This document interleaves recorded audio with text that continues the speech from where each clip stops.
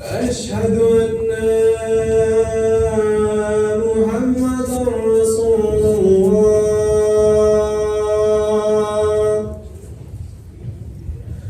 أشهد أن محمدا رسول الله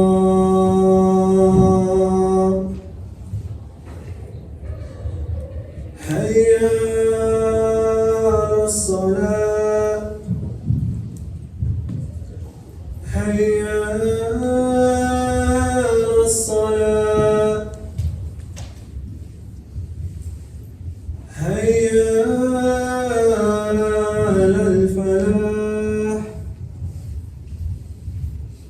حي على الفلاح الله أكبر الله أكبر لا إله إلا الله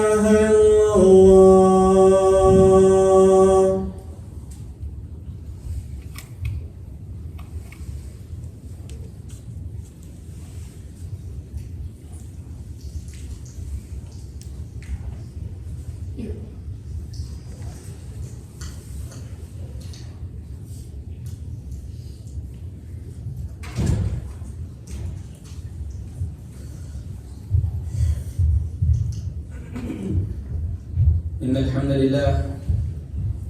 الحمد لله نحمده ونستعينه ونستغفره ونؤمن به ونتوكل عليه ونعوذ بالله من شرور أنفسنا ومن سيئات أعمالنا من يهده الله فلا مضل له ومن يضلل فلا هادي له ونشهد أن لا إله إلا الله وحده لا شريك له ونشهد أن سيدنا ومولانا محمدا عبده ورسوله الذي أرسل بالحق بشيرا ونذيرا. الله سبحانه وتعالى يقول في كتابه الكريم بعد أعوذ بالله من الشيطان الرجيم بسم الله الرحمن الرحيم وقال فرعون ذروني أقتل موسى وليدع ربه إني أخاف أن يبدل دينكم أو أن يظهر في الأرض فساد.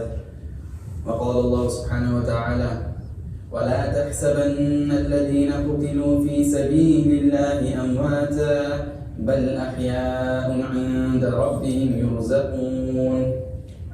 رب اشرح لي صدري ويسر لي أمري واحلل عقدة من لساني يفقهوا قولي. I'm going to start this khutbah by first of all acknowledging that we are on Treaty 4 territory. A territory, one of 11, that belongs to the home of the Cree and Saulteaux.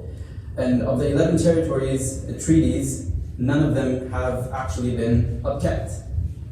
These 11 territories have been in perpetual state of colonization ever since the inception of these treaties by the father of residential schools himself, John A. Macdonald, la'natullahi alayh. So, why am I starting off this khutbah talking about Canadian history? Almost something we're reminiscing of during our high school days, elementary school days, when we have a politician or a government figure come and give us a lecture. The reason I'm just talking about this right now is because the khutbah today I'm going to be talking about colonialism, especially what's happening right now in Palestine, Gaza in particular. And the history of Canada is not too far away from the history that we're seeing cyclically repeat itself right now. 500 years of colonization that happened in this country, and the resistance of the people that faced the colonization had never died out. In fact, they resisted so much, they voiced their opinion so much, they fought against the powers so much that the history that was tried so hard to be removed as if it never happened is now taught in the very curriculums that we go and study at school. This is a lesson of resistance. This is a lesson of activism, and this is a lesson that is repeatedly gone over in the Qur'an again and again, with the story of every prophet vocally being active against the oppressors of their time. Now, the Qur'an touches on this topic of colonialism in a very, very beautiful manner. We need to understand, number one, the Qur'an, of course, is not for a particular generation or a particular group of people. It was not for 1400 years ago, and it was not just for the people in the Arabian Peninsula. This is a book for all of humanity, of all times, and all people, right? And we are now in a position where a lot of people find the Qur'an to be irrelevant. And what we're going to get into right now is a particular lesson in the Qur'an on probably the most relevant story in the Qur'an. Why do I say that? What is the most often mentioned prophet in the Qur'an? Who is it? It's Musa alayhi salam, right? Musa alayhi salam is the most often mentioned prophet in the Qur'an, and his primary enemy and the primary oppression he had to face was the oppression of Pharoah. Allah SWT gives us this prototype model of Fir'aun in the Qur'an, because any oppressive force that is going to follow is simply going to be a recycled version of Fir'aun, simply a miniature version of the prototype. And so in the Qur'an we see Fir'aun say, وَقَالَ فِرْعَوْنِ ذَرُونِي أَقْتُلْ مُوسَى وَلْيَدْعُ رَبَّهُ. In Surah Ghafir, verse 26, Fir'aun is asking permission. He says, ذَرُونِي. He's asking permission. Understand right now, he is sitting amongst his ministers. He is in a private meeting with the finance head, with the army head, with all of the ministers in his kingdom. And he is saying, ذَرُونِي أَقْتُلْ مُوسَى. Give me permission to go and kill Musa alayhi salam. What's interesting is the fact that he's asking permission. Was this not the person who said, أَنَا رَبُّكُمُ الْأَعْلَى? In Surah Nazi'at? Isn't this the person that is calling himself the Lord Most High? The person who is above everything else? The person that deserves the worship of every single person? The last thing a person of this status and caliber should be doing is asking for permission. What's going on over here?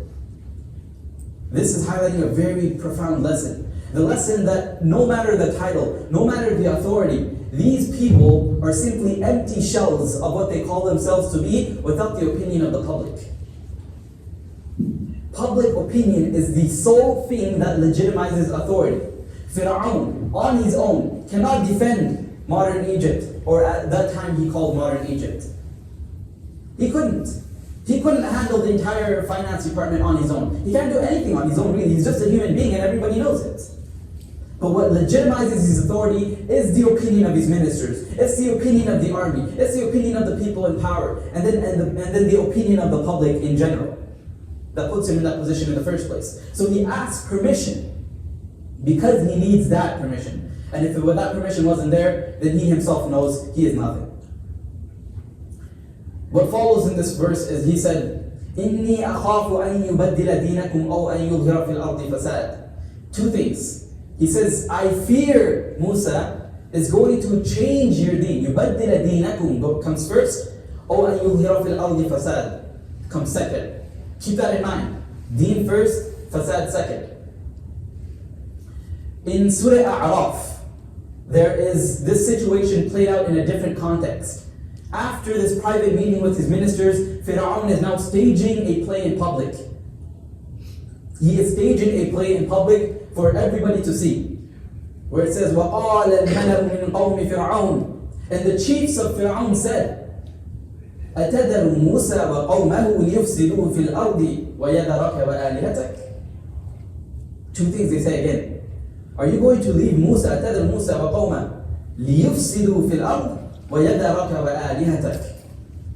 Put these two together. First he brought up ilah first, deen first, يُبَدِّلَ دِينَكُمْ. And then he brought fasad second, and when he's in the public, he brings up fasad first, and then he brings ilah second. This is to highlight something, what I just talked about, public opinion now being sought for, now being established through propaganda.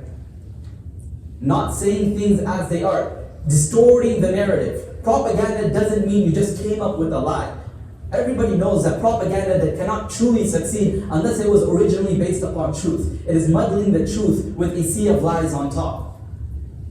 So though these 2 points were correct, it was the switching of narrative to win public opinion that made this into propaganda in the first place. These are 2 lessons we learned from how Fir'aun used to operate within the Qur'an. And now these are 2 lessons that we are seeing now play out during our times. Public opinion today is just like Fir'aun was terrified of losing public opinion, we have the modern apartheid states, as quoted by the way in UN Assembly, to be quite literally fitting the definition of an apartheid state, which is Israel. There is a series of problems that they are currently facing when they are committing a genocide abroad, which is public opinion. Just like we were talking about the problem of public opinion they have, they announced during their initial Hamas revolution that happened or revolt that happened in October 7th, of a full-scale ground invasion. Something which even until now has not actually occurred. It has been constantly being delayed again and again and again. Political analyst Sami Hamdi, who recently went very popular online for talking about this, gave his analysis that the reason of the delay is actually that the public opinion countering this is too powerful. That if they went with a ground invasion right now, it would be too difficult. If we just look at their own state of affairs right now, Tel Aviv, beginning of this year, had a protest with 100,000 of its own people running a protest in the streets, criticizing Netanyahu, the current Israeli Prime Minister, for his policies. He is facing problems of public opinion within his own domains. We're not even talking about the protests and the public opinion that upstirred throughout the rest of the world right now. So Sami Hamdi says that imagine if they actually went with the ground invasion, and imagine if the clips and stuff went out, and the voices that are speaking up right now, all the institutes around the world that are speaking up right now began to record this, and this was documented. Public opinion is gone. This is a permanent damage problem. And just like Pharaoh, this is of course once again a repetition of history, redoing an ancient tactic really that we were warned about against in the Qur'an.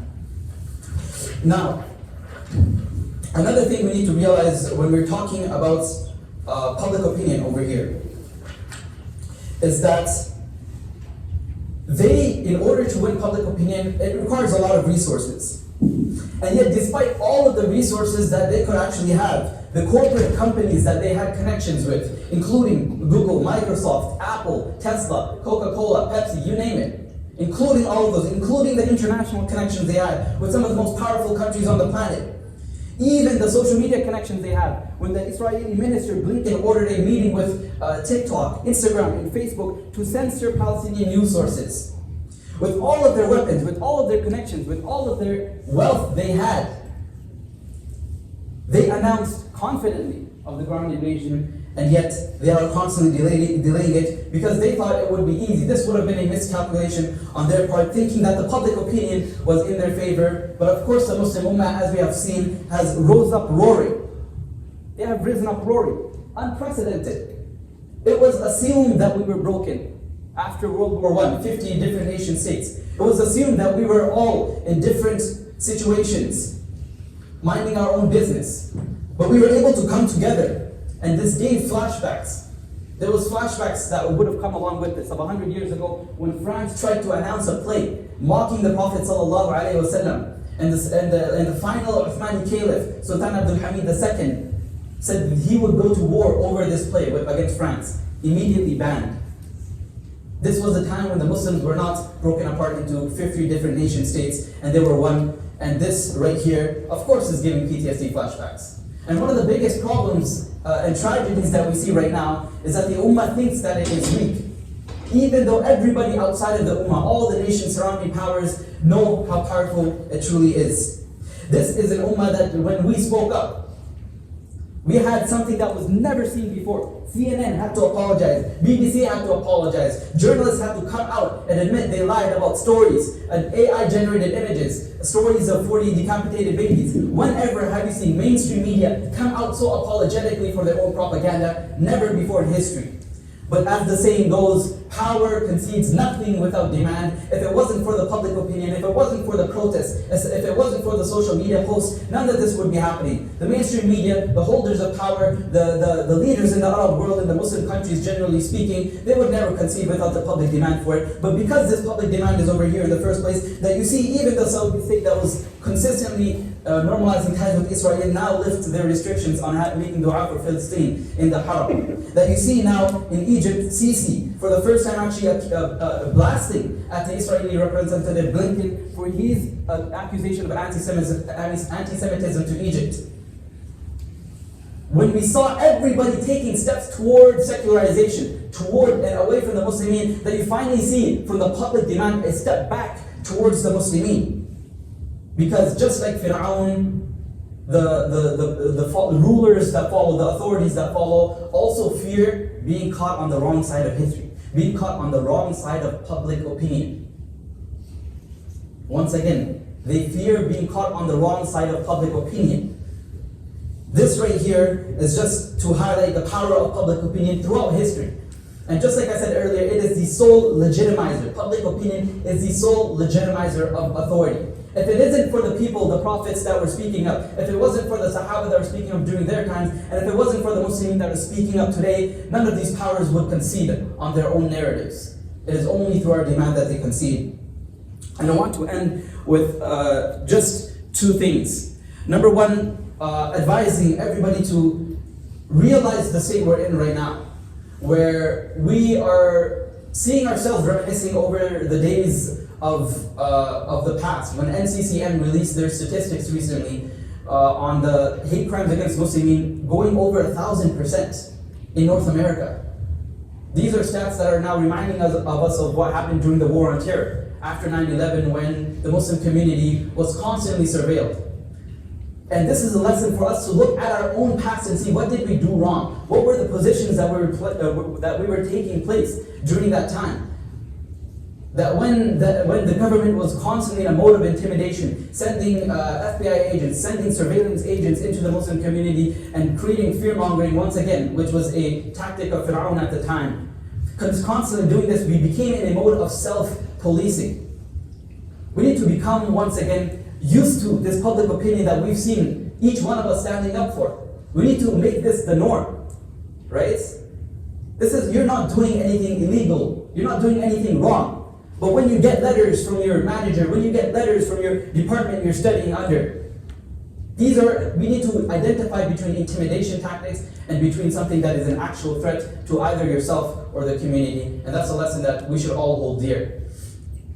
In one verse I'll end from the Qur'an, when Allah SWT says, وَلَا تَحْسَبَنَّ الَّذِينَ قُتِلُوا فِي سَبِيلِ اللَّهِ أَمْوَاتًا. And do not think of those that died in the path of Allah SWT, or were killed in the path of Allah SWT, as dead. وَلَا تَحْسَبَنَّ الَّذِينَ قُتِلُوا فِي سَبِيلِ اللَّهِ أَمْوَاتًا بَلْ أَحْيَاءٌ عِنْدَ رَبِّهِمْ يُرْزَقُونَ. They are alive with their Lord Most High.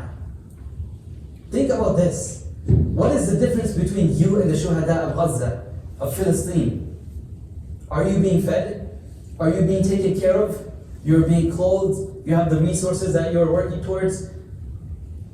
Understand that they are doing the same. They are also being fed. They are also being taken care of. The only difference is you and I are still being tested in this world, and they are with their Lord.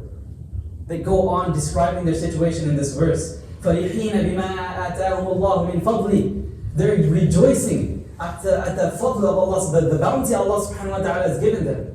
They're relieved. And something very, very interesting. وَيَسْتَبْشِرُونَ بِالَّذِينَ لَمْ يَلْحَقُوا بِهِمْ مِنْ خَلْفِهِمْ أَلَّا خَوْفٌ عَلَيْهِمْ وَلَا هُمْ يَحْزَنُونَ. And they're giving good news of one another. يَسْتَبْشِرُونَ. That there are people before them. مِنْ خَلْفِهِمْ. That there are people before them. لَمْ يَلْحَقُوا بِهِمْ. That they haven't met yet. They're talking about us, you and me in this dunya. أَلَّا خَوْفٌ عَلَيْهِمْ وَلَا هُمْ يَحْزَنُونَ. That these are times that after this, when you're reunited with your Lord, there's no khawf, there's no huzn. These verses are supposed to remind us, these are not times of hopelessness. These are not times to be looking down upon. They are with their Lord Most High. The people that are being tested are us. Yes, we see the news. Yes, we're constantly being desensitized to what's going on and stuff like that. But that does not take away from the responsibility that we have. When the people that are in Islam, the weak Muslims are being oppressed, and they're asking nasr, they're asking help from the Muslims that are in a better position, it is upon us to help. فَعَلَيْكُمُ النَّصْرُ. And then of course the ending of that verse. This was a different verse, by the way. وَإِنِ اسْتَنْصُرُوكُمْ فَعَلَيْكُمُ النَّصْرُ فِي الدِّينِ فَعَلَيْكُمُ النَّصْرُ is in Surah Al-Anfal. This is Surah Al-Imran.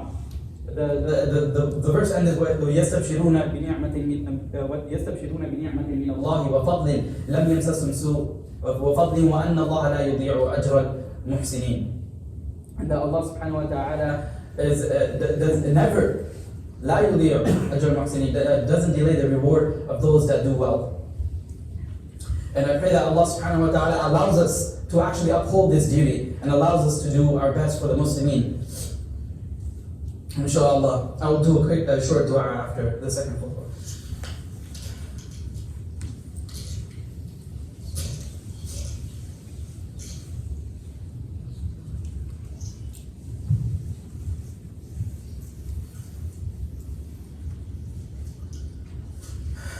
إن الحمد لله نحمده ونستعينه ونستغفره ونؤمن به ونتوكل عليه ونعوذ بالله من شرور أنفسنا ومن سيئات أعمالنا من يهده الله فلا مضل له ومن يضلل فلا هادي له ونشهد أن لا إله إلا الله وحده لا شريك له ونشهد أن سيدنا ومولانا محمدا عبده ورسوله الذي أرسل بالحق بشيرا ونذيرا.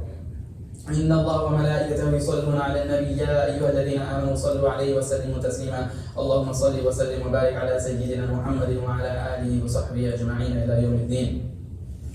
اللهم اغفر للمؤمنين والمؤمنات والمسلمين والمسلمات الأحياء منهم والأموات برحمتك يا أرحم الراحمين. اللهم انصر المسلمين في غزة، اللهم انصر المسلمين في فلسطين، اللهم أصلح أمة محمد، اللهم ارحم أمة محمد. Ameen ya Rabbil Alameen.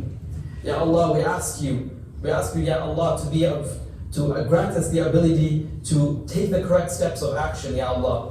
We ask you, Ya Allah, to help the Muslimin that are suffering across the world, not only in Gaza, not only in Palestine, that we do not forget our Muslimin that are suffering around the world, East Turkestan, Kashmir, in India, and in all of the other places. Ya Allah, protect the ummah of Muhammad sallallahu alayhi wa sallam, and have mercy on the ummah of Muhammad sallallahu alayhi wa sallam. Ya Allah, rectify the affairs of the ummah of Muhammad sallallahu alayhi wa sallam. Ya Allah, hold into account the people that are causing the oppression. Ya Allah.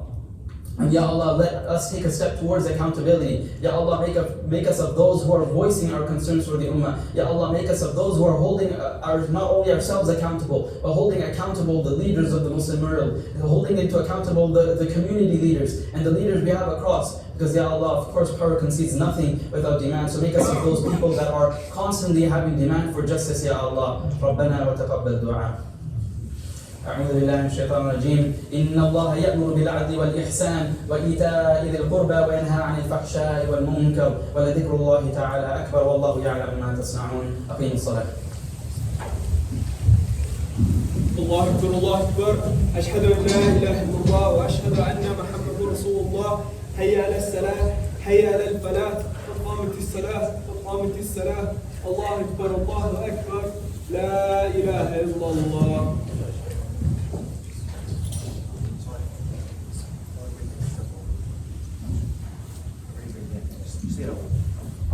Can everybody take a step forward just to create space, inshallah? Make sure your heels are aligned, shoulder to shoulder, more important. Inshallah, pray as if it's your last prayer.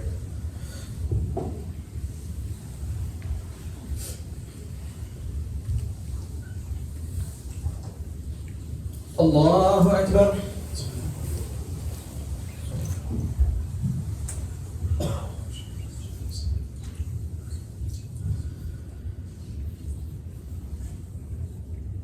الحمد لله رب العالمين الرحمن الرحيم مالك يوم الدين إياك نعبد وإياك نستعين اهدنا الصراط المستقيم صراط الذين أنعمت عليهم غير المغضوب عليهم ولا الضالين.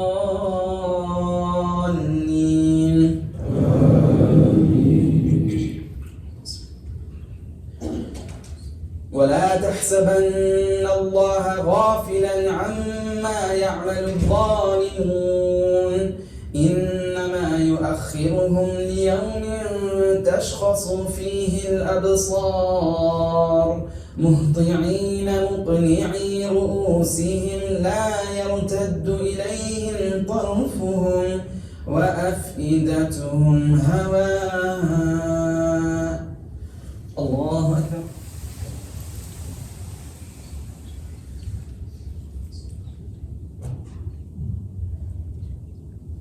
سمع الله لمن حمده. الله أكبر.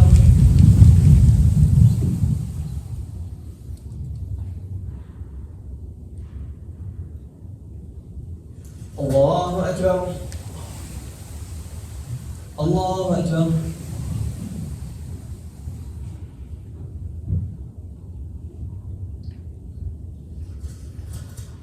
الله أكبر.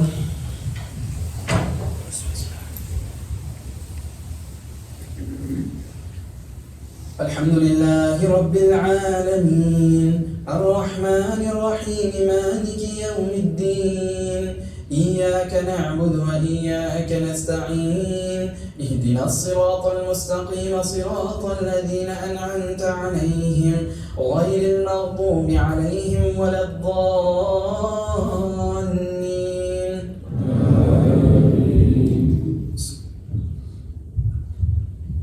والعصر إن الإنسان لفي خسر إلا الذين آمنوا وعملوا الصالحات وتواصوا بالحق وتواصوا بالصبر. الله أكبر.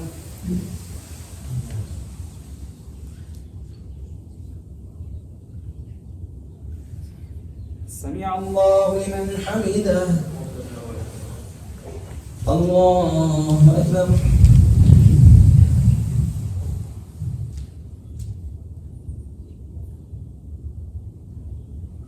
الله أكبر. الله أكبر.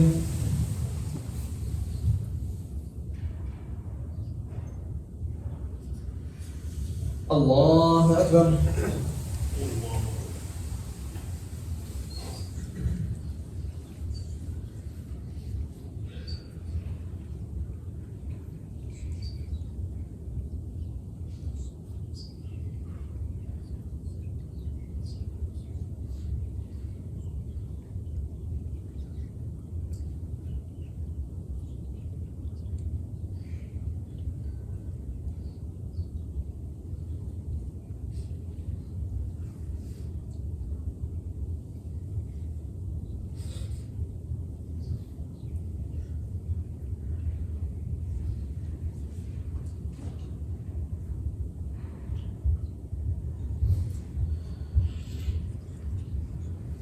السلام عليكم ورحمة الله. السلام عليكم ورحمة الله.